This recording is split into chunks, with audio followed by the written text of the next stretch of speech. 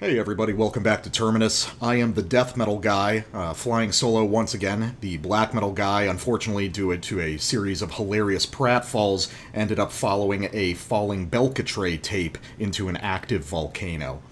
A couple weeks ago, we covered a record called Echoing Screams of Madness and Delusion by an Arizona-based one-man blackened funeral doom project called Crushing the Scepter. And I was really impressed by this record, both because it reminded me of kind of older styles of funeral doom while presenting it in a very kind of contemporary and compelling way. So I decided to sync up with the individual behind the project for an interview. And so we have Taylor of Crushing the Scepter. Taylor, how are you doing today? Doing well, thanks. Thanks for having me.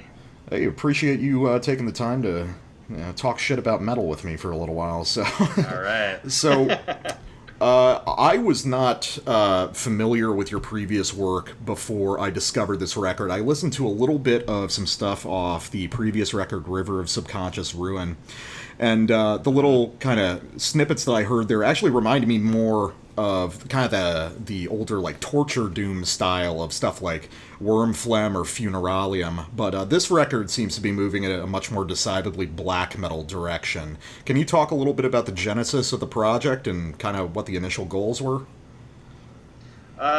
Yeah. So let's see. Um, I kind of just wanted to blend, yeah, the funeral doom with black metal vocals, really. And then that record that you're talking about, the River of Subconscious Ruin, that was kind of just to see how the whole process would work, Mm-hmm. um, and kind of just experimenting with what I could kind of get away with vocal wise and stuff. So I know Okay. like the first half of that is like the deep growls, more like the funeral doom stuff, which I thought sounded good. But and then this second or the record after that, I just got a little more comfortable with the high screams, so to speak. So kind of just went with that for that whole record. All right. So this was just released back in July, and obviously this kind of a smaller project, and you're just building momentum right now. How did you end up getting in contact with Transylvanian Tapes for the physical release? So I have some friends in the Bay Area, which is where Transylvanian Tapes is. Mm-hmm. Um, Battle Hag specifically, they are like a doom band that they had a release with Transylvanian, and I was just kind of asking the main guy, a buddy of mine, just kind of how the process was working with them, and he offered to show the guy my songs, and yeah, he liked them, and we just got into contact, and he wanted to put it out. Hey, hold on. I love how easy these guys make it sound when I interview them. It's always been a pain in the ass for me, but I'm glad to hear that it's gotten easier. So, I mean, I went through I contacted a few people, just like giving them some snippets and like, hey, like, would you be interested in this? And yeah, didn't get any response there. So yeah, it took a little bit, but it was pretty easy this time around. yeah. So, I can't tell if you have any connection to other stuff. Is this your first musical endeavor, or have you kind of been around the block doing other things? Yeah, I've been in other bands. So I've been in Arizona for about 10 years now, and before this project, I was in a band called Dead Spawn, which is like a blackened death metal band. Played with them for a few years, and before that, a band called Fran de Mork. That was kind of more like black metal, melodic black metal style. Mm-hmm. So I've been around a little bit. Each of those bands I was on some like EPs, but yeah, didn't really we didn't really get too serious, or I didn't. I kind of left before they got serious. I gotcha. And so, I mean, what made you decide just to stick with the one man thing? I mean, I understand how it is for like funeral doom stuff. It's a nightmare to find people that are familiar with it, much less interested in writing and Yeah. playing it. Well, so was this intended as a one-man project, or were you trying to do a band and you just kind of fell into doing the solo thing? Yeah, kind of that. I had come up with like a demo and was asking some drummers if they wanted to be into it and a part of that, and no one really bid on that. So I ended up just kind of doing some research into some decent drum software, and yeah, just going from there. It's been a lot easier. Just the whole process. Just yeah, one man doing everything. Well, yeah, especially when you're trying to lay out, like I was talking about on the podcast where we covered the record. People don't realize how difficult it is to write music like this, and the sort of very top-down perspective where you're kind of consciously mapping everything out. You can't just kind of jam riffs on this sort of thing. You know what I mean? Yeah, for sure. And I ended up putting in some weird timing stuff also in this last record. So I don't know. I think it would have taken quite a bit of practice and time for a real drummer. So let's talk about this record in particular. Obviously, you've got all these kind of general themes of misanthropy and helplessness going on. Is there a greater concept behind it, or is it just kind of a stream of consciousness?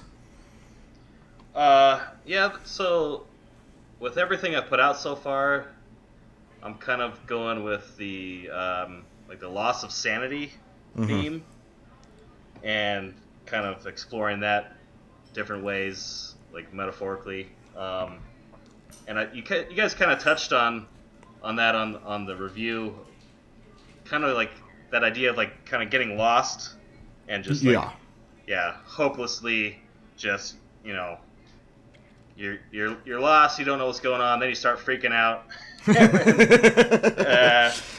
then things get weird.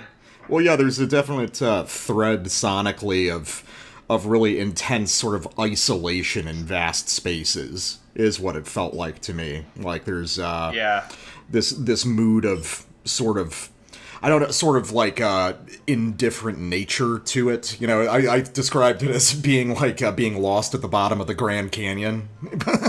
Yeah. That's kind of what I was visualizing, not specifically the Grand Canyon, but just like the idea of just being lost, and then what might happen to your mind as you're going through this kind of process. So the picture on the cover, is that like an orbital shot of Earth zoomed in, or what is that exactly?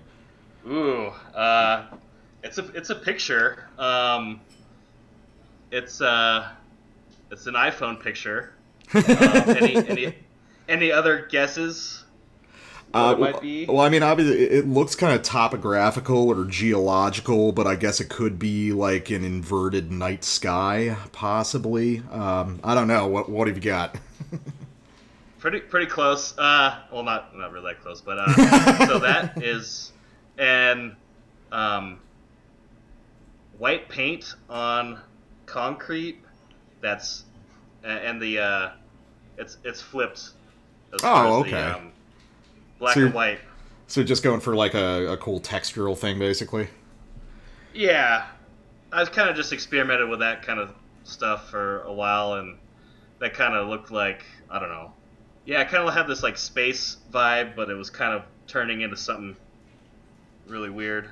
Yeah, no, I like it. It's got a distinct vibe all its own.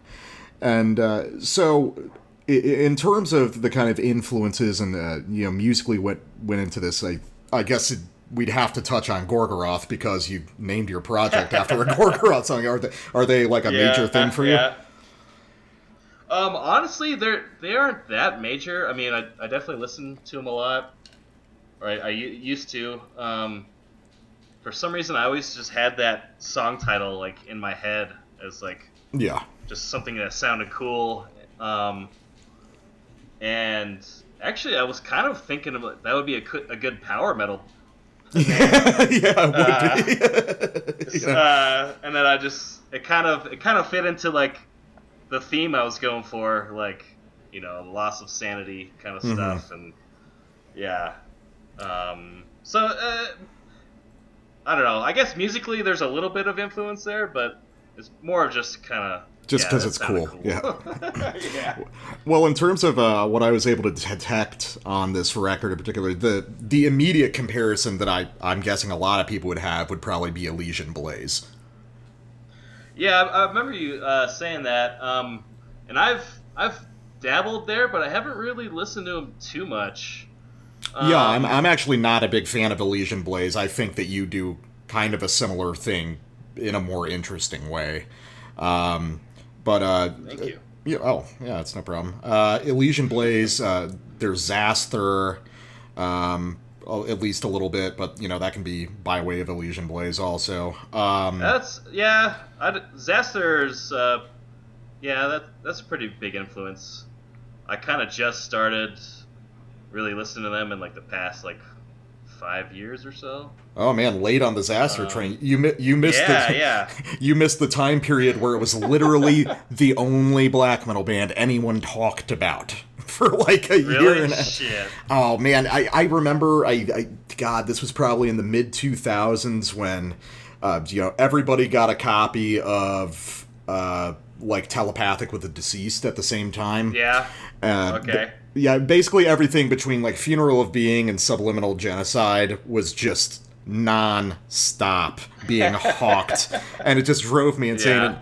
And I'm not a big fan of Xaster. It's just like it's a little thin for me, but I know how influential it was. Yeah, so why don't you really like it? It's just the production kind of? Or? Well, it's just, I mean, part of it's definitely just, there's a lot of stuff from that era that I've gone back and revisited now that I'm older and I'm kind of away from the hype and I'm able to appreciate it more. And Xaster is... Yeah, all right. Yeah, Xaster's good at, I mean, Scott's good at what he does, but it's so textural, it's more like ambient music than black metal in a certain way. And just these kind of like crawling, motionless songs are... I can get into that, but shit, your textures have to be really amazing, and the whole like blown out... It's tough. Yeah, the kind of blown out gauzy production is just like, it kind of takes the attack away from everything. Which is why I like your stuff, because it's still got that gauzy thing, but there's sharpness to certain elements of it. Makes it more dynamic, at least the way I listen to it. So yeah, Xaster, obviously Skepticism, I would say, is probably one for you. Yeah, they're in there kind of. Again, never really listened to them all that much. Mournful Congregation is more my style. I got you. So, okay, Mournful Congregation. Well, that's interesting, because I always associate them with this more kind of like, romantic style of funeral doom of, a band like Remembrance or something. So you take that in this much darker, more like cruel direction, which I find interesting. Yeah, I was really into the Book of Kings by them, and then they kind of get a little too melodic. Some like that, I think the album after. But yeah, that was kind of like where I was at with like doom and stuff. And some of the early Bell Witch. Oh yeah, that was pretty good. Four Phantoms is still a pretty amazing album. Yeah, cool. So yeah, I don't know. I like some. There's a lot of stuff coming out of Australia that's been pretty killer. Are you talking about kind of the depressive black metal stuff coming out of there, or? There's some of that, and Mournful Congregation, Elysian Blaze, I think Austere. Oh yeah, Austere. Well, yeah, they broke up a while back, I think, but they did a couple pretty cool albums. I always touch on Stryborg on the show because I'm a big Stryborg fan. Oh yeah. I haven't really listened to him too much. It's an acquired taste. Let me just say For sure. that. It's pretty out there, but that's what I appreciate is just how fucking weird it is. And obviously you've got kind of one of the main origins of depressive black metal and Abyssic Hate down there. Abyssic Hate? I don't know if I've... Oh yeah, no, Abyssic Hate. Right. Yeah, that was he did a record called Suicidal Emotions back in. It was really early for depressive black metal back in 2000, and pretty much never did anything after that. But it was one of those kind of landmark records for the whole DSBM sound. And yeah, I mean, you'd probably be into it if you're into this kind of Australic thing. I actually didn't really get too much into the depressive stuff. Until kind of later on. Well, I'm a simp, so I'll listen to depressive black metal all day.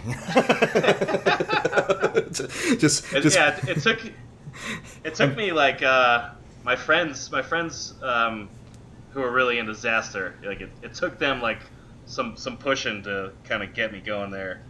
But once I got there, I was like, oh man, this shit is crazy. Okay, so the impression that I'm getting then is that the going in the Funeral Doom direction is kind of an offbeat choice even for you. Like, what are your main musical interests, just when you're making music in general? Definitely, I'm a big black metal fan.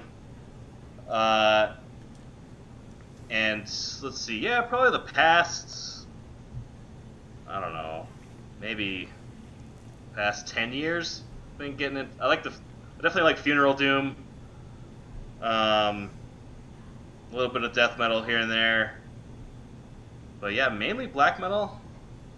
And yeah, just kind of, I don't know, you don't really hear too much of that like doom, like Funeral Doom with like the black metal influence. It's more like the death metal influence, right? Yeah. Well, that was one of the things I mentioned on the show. Is a lot of this stuff strikes me as being similar to records that you would have heard like in the last decade.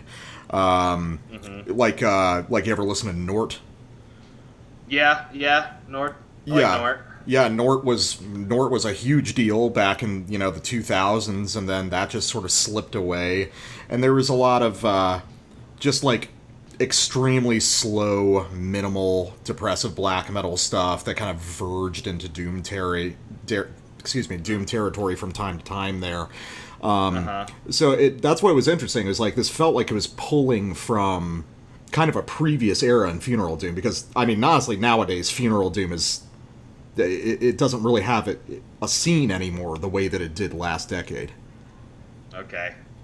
Yeah, I don't know. I haven't really I'm not really too on top of things as far as like the metal community goes and stuff. Oh, I'm not either. But the only reason I am is because I do the show. Yeah, that's what I was gonna say. And this show's great. It's like a history lesson. Like every episode. I appreciate it. Well, what are your like standard records that you spin these days? Like what's just like sitting in your car? Well, I recently just changed my my truck CD player out to like a Bluetooth player. That's no fun. Let's see. Well, let me think here. I've been listening to. Actually, I've been more into like dungeon synth lately. Kind of stepping away from a lot of metal. There's just like so much out there. Let me think. Abigor's always been a record I spin a lot. Oh, okay. You mean Noctimnon? Noctimnon, The Twilight Kingdom by Abigor. Okay, yeah. I thought you were talking about a record called Abigor, and I was like, oh shit, who is it? No. So Abigor, I can kind of get that. I was a big Orc Blood fan. Okay, yeah. And then let's see. I had actually just gotten that Funeral Orchestra record that you guys reviewed. Oh yeah, that's a really good one. Before I heard your show, I had just found them too. That was cool. Oh, I've been yeah. playing that quite a bit. If you like that one, you should definitely check out the first one, Feeding the Abyss, because that's equally Yeah. great. Yeah, it's an excellent Okay. record. And then I don't know. I'm kind of like a big like mid '90s black metal stuff. Fan of that era.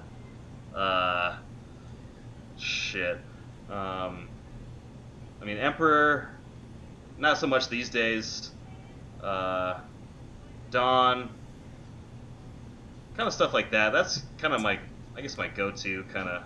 It's kind of a... Well, it's interesting that you say Dawn, because we've been talking a lot on the show about how it seems like a lot of some of these melodic ideas from bands like Dawn or Sacramentum are starting to become like really big just in newer records these days. So just hearing the name Dawn mentioned, actually in this episode we just recorded, we went on a big tangent about their side project Needin Division 187, if you've ever heard that one. Oh no, I haven't heard that. Oh, that's really excellent. That sounds... What is that? Imagine Dawn, but more like war metal. Just Dawn. Oh, really? Yeah, Dawn, really stripped down, really cloudy production, super aggressive and war themed, but still with that melodic character. It's fucking outstanding. They did a record called... Yeah, they did a record called Impergium, and they did an EP called Towards Judgment. You can get them both on the same CD, and it's like one of the best forgotten black metal records ever. Damn, that sounds great. When did that come out? Oh, I want to say that was like 97, so it'd kind of be in the pocket for some of the stuff that you're talking about. It was a little late on the scene, but yeah. And then so Emperor, where do you stop listening to them in the discography? Equilibrium. I didn't get into that one. I gotcha. Yeah, I'm the cool guy that like only listens to Wrath of the Tyrants and the EP. So. Oh, okay. I like Anthems to the Welkin at Dusk, but yeah, I don't really spin them too much these days. Well, you probably did enough as a kid that you don't need to anymore. Yeah, but there's those ones that kind of stick around. Oh yeah, I mean some of my favorite albums like Day Mysteries, I probably haven't listened to Day Mysteries and like all the way through in a few years because I've heard it probably 1,000 times. Yeah. So. I couldn't really get into that one, to be honest. Really, you're not a Day Mysteries guy. The vocals, I guess I get pretty picky with vocals. Well, yeah, you were talking about experimenting with the vocal process yourself, which is interesting. I didn't think that would be like a sticking point for you. It's weird. It's like lyrically, I don't really care what's going on, but vocal style, it kind of, I don't know. It kind of gets me sometimes. And Attila, he's a good vocalist. He's interesting, but that album, I don't know. I kind of miss that when I was growing up too. Kind of missed the mark on that one. I gotcha. Well, what did you kind of grow up listening to? Were you were a metalhead since you were like a young kid, or is that something you got into later in life? Yeah, that was like early high school. So like 9th grade, kind of hanging out with like the skater kids, and they were like, so this is like 2000. Mm-hmm.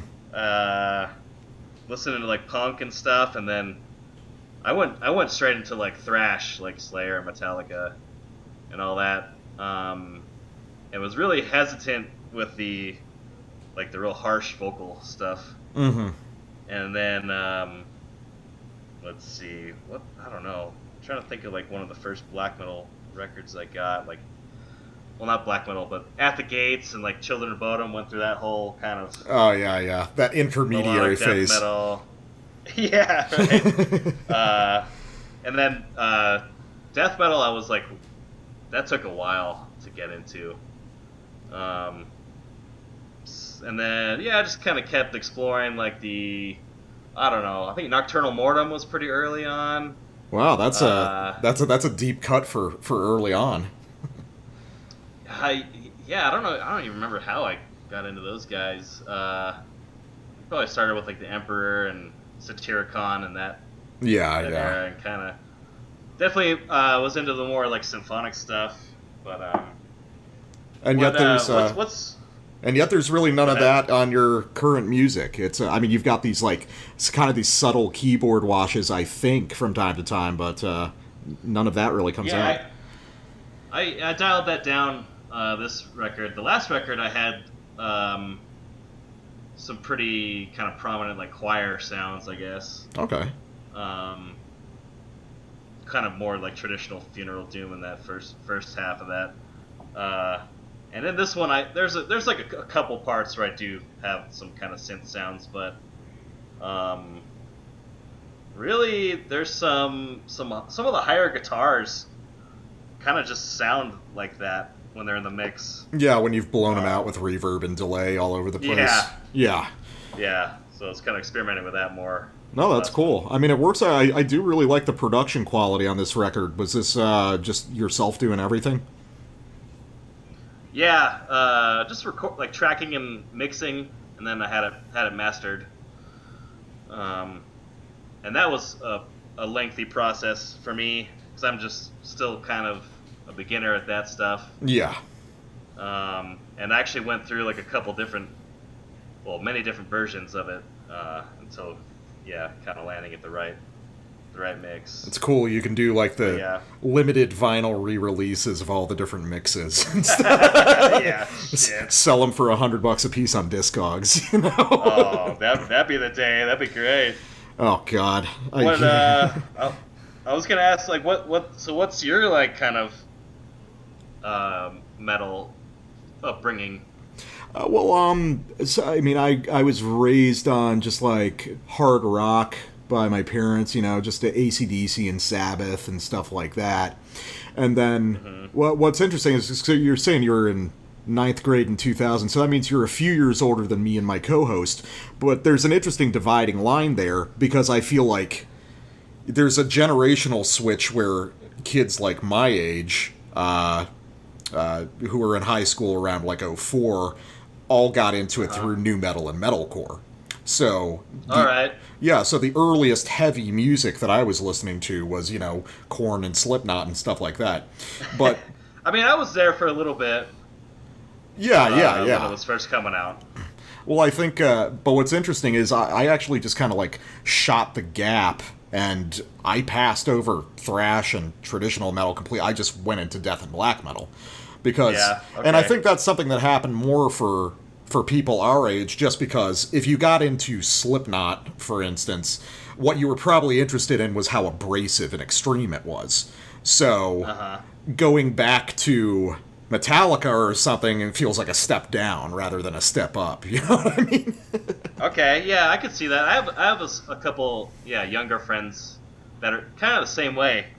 Like, just went straight to black metal, like, past all, like, the Dio and Iron Maiden and all that. So, well, I mean, there's also the fact that, there's also the fact that we had the internet. I mean, we were right on that dividing line of having that kind of like high school with or without internet experience, or at least with or without file sharing, as we understand it now. So we had access to a lot of stuff that you probably didn't at the time.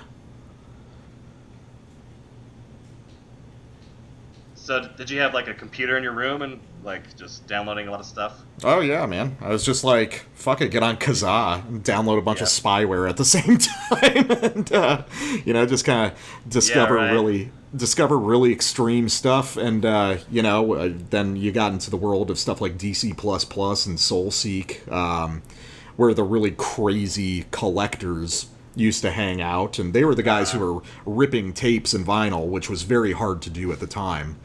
But that was the only way to get any of this shit. When I was kind of exploring all this new music stuff, it was like, I think Napster had just come out. Oh yeah. You see, I missed the boat on that. Access to that. Yeah. So yeah, I didn't really have a ton of computer access. A lot of the stuff I got into from like the magazines and like Terrorizer and stuff, or Pit. Pit was great, man. Pit was cool. I remember at one point I had somehow stumbled into a bunch of back issues of Pit, and I was like, well, why the fuck can't metal magazines be like this? You know, they're actually talking about like serious extreme stuff for the most part. Like, And then there was like the just like record labels putting their other albums in like the CD inserts and stuff. And, yeah. Yeah. So. Yeah, you're on the very last wave before everything was just internet, I guess. Yeah, which is I'm kind of I guess I kind of getting back into that kind of realm, or like Bandcamp I think is really great. Just searching through that, there's a ton of good stuff on there. Yeah, I mean, do you use that much? Oh, yeah, well, actually, my co-host more than me, he's the guy who just, like, buys everything on Bandcamp. And, yeah, I mean, it seems like a really good tool, but honestly, outside of the show, my interest is mostly in just, like, weird tape rips of 90s stuff that I haven't heard before. You know what I mean? Yeah, like, I mean, there's plenty of modern stuff that I listen to, but I was just talking I was at a show the other day, one of the first local shows that's happened in months and months. Oh, yeah? And I was talking to a guy about how, I'm one of those guys where I've always been more interested in, like, a weird demo tape that I find somewhere than, like, a major release. Like, okay. I don't give a shit what Century Media or Nuclear Blast are doing. I'd rather just find weird stuff from South America, Well, I kind of feel like Bandcamp has some of that, like, I don't know, just like a lot of demo quality stuff available, Yeah, it does. I think that it's just, for me, it's definitely, there's like an archaeological aspect to it, though, of like, South American band that did 2 tapes back in 95 and 97. Let's see what this is all about. Because, well, I don't know. I mean, I guess that kind of ties into what we were talking about, with the internet becoming a major place that people discover metal bands nowadays. I mean, how do you feel about the change in accessibility? Because I can see both pros and cons to it. Yeah, I'm kind of the same. I mean, there's so much good stuff out there now and so much bad stuff. So it's just kind of hard to navigate.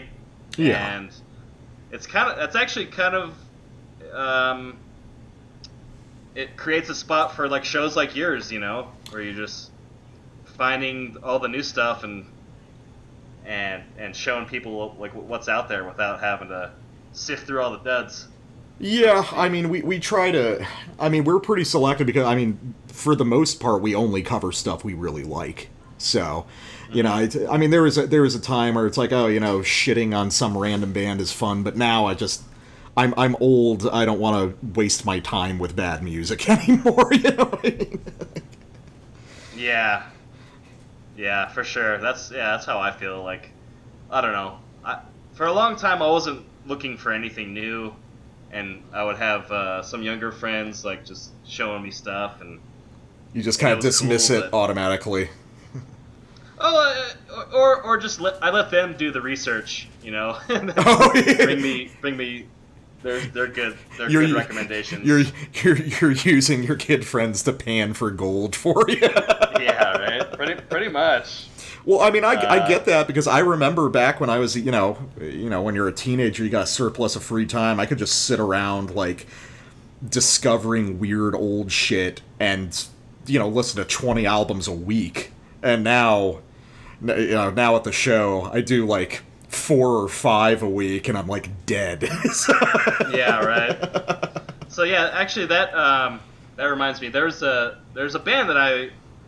was recently in, kind of still part of, called Imperial.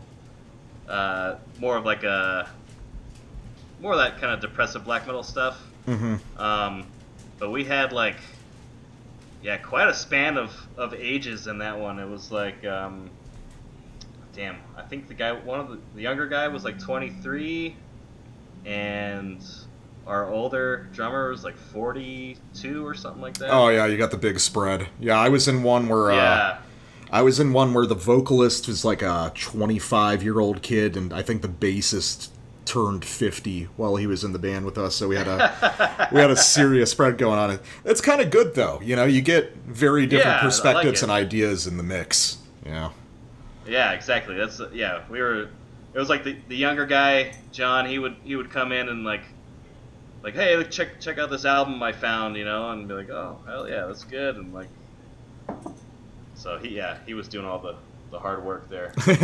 So in terms of like the other bands, like what's your main instrument? Are you like a guitarist by trade or? Yeah, originally guitarist. I played bass in this Imperial band. And yeah, the other two I mentioned, I play guitar. Oh, okay. So that's my main instrument. So doing Crushing the Scepter, was that your first time doing vocals or? Yes. Oh man, So how was it? Totally new.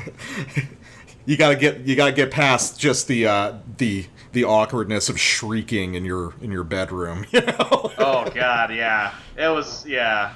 I felt really self-conscious about that stuff, and I still think my raw vocals are just like really shitty, but Yeah, they with sound enough good on the reverb record. and I mean. EQ, that's the like learning the processing is pretty key there. Oh yeah, well, especially when you're doing Um, stuff like this where they're supposed to be blown out in the background. Yeah. So you mentioned you've played music, I guess, right? Guitar Yeah. playing. Yeah, I play. Uh, I mean, guitar is my main instrument. I'm not. I'm not a very sophisticated player by any means. I just kind of write stuff a little bit outside of my ability and then practice it until I can play it, and that's kind of how I've done it my whole life. Because I just even as a kid, I never really learned covers or anything. I just and I really all the music theory I have is just kind of picked up along the way. So, a lot of it was just writing really primitive black metal songs, playing them, trying to do something a little more interesting. Did you ever get together with some bands then? You mentioned you did have a Oh yeah, I've been in a bunch of bands band at one time. Oh yeah, no, I've been in a dozen things, and I could show you some of the stuff offline. We try to keep ourselves very private here on the podcast. Yeah, for sure. Well, I appreciate the when you bring in some of the more musical talk in the show. I think that's great. Well, talking that's about some theory stuff. I mean, I think that's one of the big objectives for the podcast for us is, as pretentious as this sounds, to try and kind of elevate the discourse, just because, I mean, you got your metal shows that are basically just kind of radio shows, and they're like, fuck yeah, man, the riffs are sick. It's like, Yeah. which is great. There's nothing invalid about saying that, but we want to dig into why the riffs are sick. Yeah. No, I love that part of it. That's great. Well, I'm glad. Yeah, I mean, so far the response from other musicians has been really great. So, and that's probably what means the most to us is people saying that we're actually kind of on top of the analysis. So, Yeah, cool. So what's next for Crushing the Scepter or any of the other stuff that you're doing? Yeah, trying to just write and record some more stuff. I have a handful of kind of songs and ideas, and I don't know. The first couple of recordings I made were kind of starting out slow and building up to the fast. Yeah, I might kind of go opposite. I might kind of go opposite this time. Like, come out fast and then go, winding down that spiral into the slow crushing stuff. But I gotcha. yeah, I'm actually just kind of having to upgrade my whole kind of studio setup too. So it kind of just going full Jari from Winter Sun for the Funeral Doom project. Oh jeez. Oh man, I love seeing the updates on that situation. Well, so what's the deal with that? Jari is just like it's like all he does is say, I can't do another boring Winter Sun album. I can't have 600 layers of synth orchestra, So it's always like, well, I mean, I remember that he first claimed that, we can't do this until 64-bit computing is out. It's like, Jari, there were much really? more. Jari, there were much more complex records than yours being recorded in the fucking 60s and 70s, and they found a way to do it, alright? Yeah, I remember seeing some kind of like, gear rundown with him in his like live show setup, and it was like totally ridiculous. Just like all these, crazy, I don't know, amp sims and stuff like that.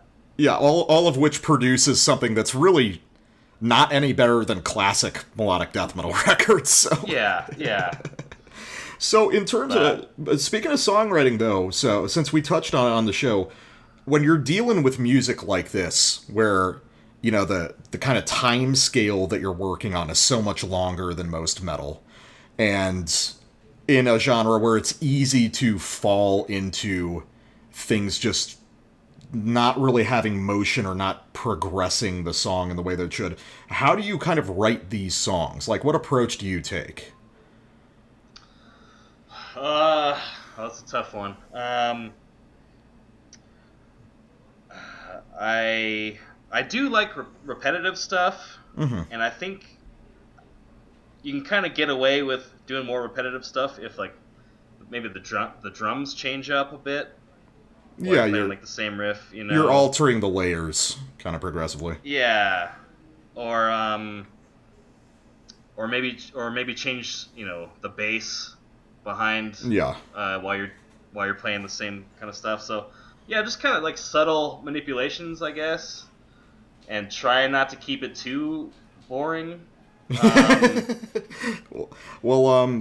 I mean, in terms of kind of structuring it, are you starting from a guitar? Because whenever I've tried to make Funeral Doom, I've always found it really hard to lay it out from beginning to end on guitar like you would a death or a black metal song.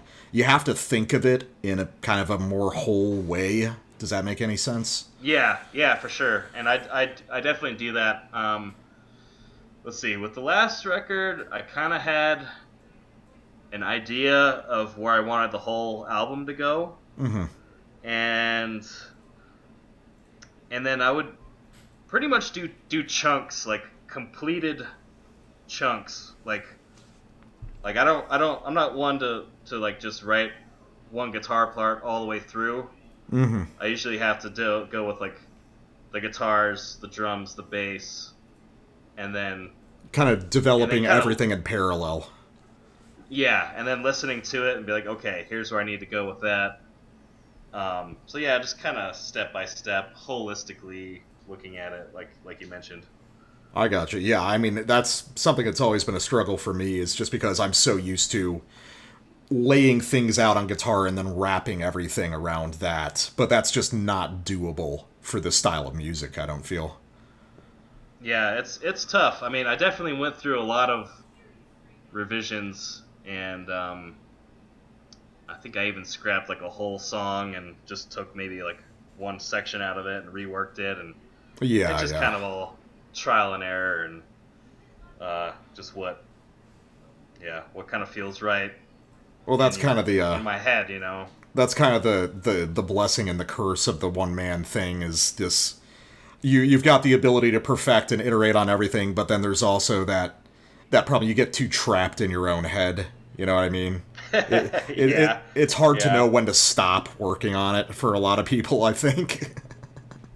Yeah, this was pretty rough. Like, I really enjoy the writing part of it, but then when it came to like mixing and stuff, that was rough for me. Oh yeah, and that's another part of the curse of the one man band. It's like even on the whole thing for yourself. Even in whole bands, I love writing music and I love performing music, but recording it and doing all that shit is it's so bad for me. It almost cancels out the pleasure of the other parts. Yeah. I think I might have spent like the same amount of time between the same amount of time as writing and recording, and then the mixing process is probably the same amount of time. Oh yeah, I can definitely imagine it. And that was it. Got to the point where I was like, all right, I'm almost gonna just like quit this, but well, you pushed through. I mean, God, I mean, I've got probably 30 half-finished albums on my hard drive that I'll just never go back to, just Yeah. writing, and then you're just like, oh, fuck it, whatever. Yeah. There's definitely a lot of half-finished stuff that I got to. I think everyone does. That's everybody, especially in metal, Yeah. because, you get, it's like, oh, I heard this cool band, I want to do something like this, and then, oh, no, this is the new cool thing for me, etc. Right. Yeah, if you take... I don't know, there's a couple times where I just, like, took too long with a song, and, like, I The listened magic's to it gone. again, and I was like, this is shit, Yeah, Yeah. I mean, it's like we were saying, the blessing and the curse of the one-man thing is getting trapped in those kinds of situations. So, well, I mean, speaking of that, though, I know you've been doing it as a one-man thing. Is this something that you would like to do live or with a full band if the opportunity presented itself? Yeah, I could see... I think it would be really cool to do that, but I don't know. It's, there have to be a lot of work going into that, and, like, I would have to do it right, like, with at least some kind of visual aspect to it. Yeah. Also, and then I don't know, shit. Like, I'd have to relearn all my songs because I kind of forget. Like, I get them down and I just leave them. Oh no, yeah, I know that. I could see it happening if the opportunity came up. But to be honest, I'm really not a huge fan of playing live. With the bands I was in previously in Arizona, we one of them we played a lot of shows, and it kind of just didn't feel worth the effort of just like playing a 30-minute set and then just but setting up 15 minutes and tearing down 15 minutes and all the extra practicing and stuff. Yeah, I know what you mean. I'm kind of on the fence there. Well, so I mean, in terms of live stuff, what's the scene like around your area? Because obviously Arizona's got, you've got a bunch of stuff in Phoenix, you got some stuff in Flagstaff, and then just like a little bit of rural stuff here and there. But I don't know what does it look like? Because I'm mostly familiar with Arizona for a lot of like death and kind of grind stuff. I don't know much about the black metal scene out there. Not a lot of black metal. Let's see. And I'm not too familiar with the whole scene. Flagstaff, I'm not really sure what's going on here. I'm pretty sure there's not very many metal bands at all. But the Phoenix area, there's a lot of great bands coming out of there. But it's really spread out. It's just like. Well, yeah, geographically, it's like an endless series of suburbs out in Arizona. Yeah, and that's kind of like might just create distance mentally also between bands. Like. Well, yeah, and when everybody has to travel 2 hours for practice, it kind of puts a damper on it. Yeah, like there's a couple times where there are some local shows that were just all the local bands like a festival or something, and we were all we're all on good terms and friends and stuff, but like everyone kind of had their own separate cliques, I guess. Mm-hmm. But you're right. I think you're right with the lot more death metal and kind of grindcore bands like that. Some thrash. There's some thrash metal bands out here too that are good. And there like a handful of venues that would put on shows like all the time. Yeah. And it was fun. Well, is there any friends of yours in Arizona that you particularly like to plug for the listeners? So the band I was in before, Dead Spawn, they're still going. They've been working hard. They got a new record out. Pestilence Reborn, I think it was. Mm-hmm. Unholy Monarch, they've been around for a long time. And they've been in the scene for quite a while. I think they just came out with a new record too. Let's see. Warhead's some pretty good thrash. They've made it overseas and stuff for some tours. So yeah, that's all I can kind of think of off the top of my head. And outside of local stuff, what's kind of the new stuff you're listening to lately? I know you're saying a lot of dungeon synth, but for instance, what kind of limited edition tapes full of SNES sounds? Which should we be looking for? Old Tower is great. That's kind of a little more on the ambient kind of like ambient synth stuff. And I've been kind of actually just going back to like Mortis, his old dungeon synth stuff. Oh yeah, man, that little goblin. Yeah, such a weird creature. Oh man, Mortis is what I got to do like a deep dive back into the Mortis discography at one point because it's been a long time since I've listened to any of that. Although like I know he did some weird like I don't know gothic like industrial stuff. Yeah, he had a period where it was more like electronic music. Yeah, but I think his early stuff is really cool. I think I only dimly kind of remember Mortis, but I did really like his side project Vond, where he was doing like more full-fledged like dark ambient kind of noisy stuff. He had a record called Self-Mord that I liked a lot.